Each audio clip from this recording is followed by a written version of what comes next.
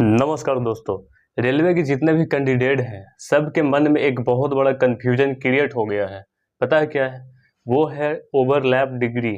Overlap degree के वजह से इतना कन्फ्यूजन क्रिएट हो गया है कि कैंडिडेट लोग परेशान हो गए हैं कि उनको क्या करना है आगे।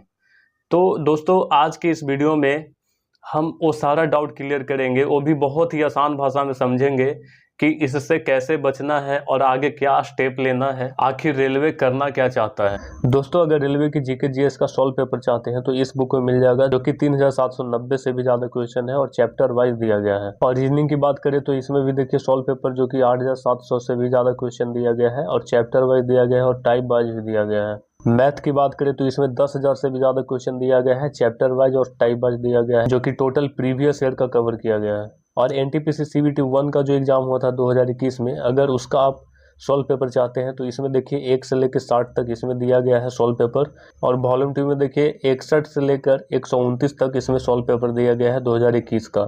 तो अगर आप चाहें तो इसे प्रीफर कर सकते हैं। तो दोस्तों, रेलवे ने अभी नया रूल जो निकाला है वो है ओटीआर का रूल। ओटीआर का मतलब वन टाइम रजिस्ट्रेशन। पहले क्या होता था कि रेलवे का जितने वैकेंसी आते थे सब में अलग अलग रजिस्ट्रेशन होता था, लेकिन अब जो है ओटीआर लागू कर दिया है, यानी कि वन टाइम रजिस्ट्रेशन लागू कर दिया है। आप जब एक वैकेंसी का फॉर्म भरेंगे रेलवे में तो एक ही बार आपको अकाउंट बनाना पड़ेगा, एक ही बार आपका अकाउंट बनेगा भी और रजिस्ट्रेशन एक ही बार हो जाएगा। उसी अकाउंट से आपका अगला वैकेंसी का फॉर्म फिलअप होगा, जैसा कि एसएससी करता है। एसएससी में भी ये तो पहले से ही चला आ रहा है कि एसएससी भी वन टाइम रजिस्ट्रेशन करवाता है, अकाउंट बनता है, उसी को लॉगिन करके फिर से फॉर्म भरवाता है। तो सेम उसी को फॉलो कर रहा है रेलवे। एक बार रजिस्ट्रेशन करवाएगा और उसी से फॉर्म भरवाएगा। तो अब कई कैंडिडेट ऐसे हैं जो कि सेम सेशन में दो दो डिग्रियां लेकर बैठे हुए हैं, तो जाहिर सी बात है कि उनको कन्फ्यूजन होगा। कन्फ्यूजन तो क्रिएट होगा ही, क्योंकि जब ओटीआर यूज कीजिएगा, वन टाइम रजिस्ट्रेशन आप यूज करते हैं, तो जब आप फॉर्म भरिएगा तो उसमें आपका डाटा जो भी है वो सेव हो जाएगा। जो भी डाटा आप मेंशन कीजिएगा, चाहे एजुकेशनल क्वालिफिकेशन हो, नाम या कुछ भी, वो आपका सेव हो जाएगा हमेशा के लिए उसमें। तो जिनका डिग्री ओवरलैप किया है वो कई प्रकार के हैं। पहला कि जो 10th के बाद 12th में एडमिशन लिए, 12th के साथ साथ वो आईटीआई या डिप्लोमा में भी एडमिशन ले लिए हैं, तो उनका डिग्री तो ओवरलैप कर गया।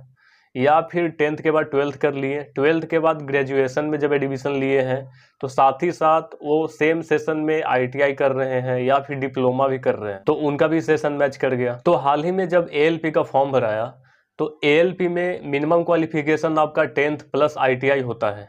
तो उसका जब फॉर्म आप भरे, रजिस्ट्रेशन किए, तो उसमें आप मेंशन किए होंगे 10th, उसके बाद आईटीआई, और दोनों का पासिंग ईयर भी आप मेंशन किए होंगे, कब आप 10th पास किए, कब आप आईटीआई पास किए, और या फिर ऑप्शनल में कोई और डिग्री हो तो उसको भी मेंशन किए होंगे। अगर आप 12th के साथ साथ आईटीआई किए होंगे तो वहां पे तो 10th प्लस आईटीआई शो कर दिए होंगे, 12th को आप छिपा लिए होंगे, हाइड कर लिए होंगे कि हम 12th नहीं किए हैं, 10th के बाद डायरेक्ट आईटीआई कर लिए हैं।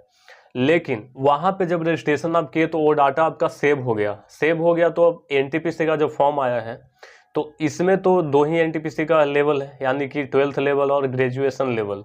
जब आप 12th लेवल का फॉर्म भरेंगे तो जब आप उसमें अपना 12th का एजुकेशनल क्वालिफिकेशन डिटेल वहां पे डालेंगे तो उसका भी डिटेल, पासिंग ईयर, आपका डेट मेंशन करना पड़ेगा, तब आपका वहां पे देखेगा आईटीआई और 12th दोनों मैच कर रहा है। ठीक उसी प्रकार ग्रेजुएशन लेवल का जब एनटीपीसी आप फॉर्म भरेंगे तो उसमें भी आपका एजुकेशनल डिटेल मांगेगा ग्रेजुएशन का, तो उसमें भी आप एजुकेशनल क्वालिफिकेशन का जो पासिंग ईयर है वो आप मेंशन करेंगे, तो वहां भी आपका सेशन मैच कर जाएगा। और मान के चलिए आपका फॉर्म भरा भी गया, एक्सेप्ट हो भी गया, तो जब आपका फाइनल सिलेक्शन होगा तो जब वहां आपका डीवी होगा, डॉक्यूमेंट वेरिफिकेशन होगा, तो जब वहां पे देखा जाएगा आपका डाटा कि आपने ग्रेजुएशन या 12th के साथ साथ आईटीआई मेंशन किया हुआ है, तो वहां पे आप पकड़े जाएंगे। और वहां पे जब पकड़े जाएंगे आप, तो वहां पे पहला तो कैंडिडेचर रद्द कर दिया जाएगा और रेलवे कानून के अनुसार आपके ऊपर कानूनी कार्रवाई भी किया जाएगा। और एक कैंडिडेट होते हैं जो कि मान के चलो ग्रेजुएशन का 17 से 20 है,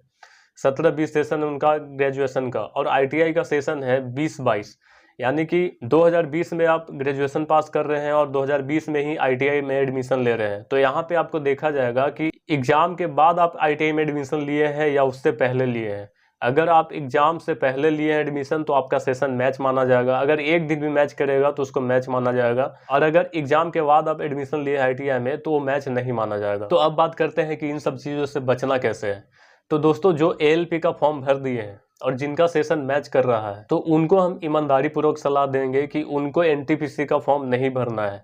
अगर भरेंगे तो सेशन मैच वाला सर्टिफिकेट आपका मैच करेगा तो आपका कैंडिडेचर रद्द हो जाएगा, आपके ऊपर कानूनी कार्रवाई हो जाएगा। आपके पास बहुत सारा ऑप्शन है, ALP है, टेक्नीशियन है, तो इसमें आप जॉब कर लीजिए। जॉब होने के बाद आप इग्नू से या फिर कोई भी डिस्टेंस कोर्स कर लीजिएगा, ग्रेजुएशन या 12th का, वो सही रहेगा। लेकिन आप NTPC का फॉर्म मत भरिए अगर ALP भरे हैं और सेशन मैच कर रहा है तो आप 100% ALP पे ही फोकस कर लीजिए। तो दोस्तों, आप इन सब चीज़ों से बच के रहिए और बहुत सारे ऑप्शन आपके पास रहेंगे जो कि आप फॉर्म भर सकते हैं। NTPC के लिए एलिजिबल नहीं है तो क्या हुआ, इसके अलावा बहुत सारे वैकेंसी आएंगे जिसमें आप एलिजिबल हो पाएंगे।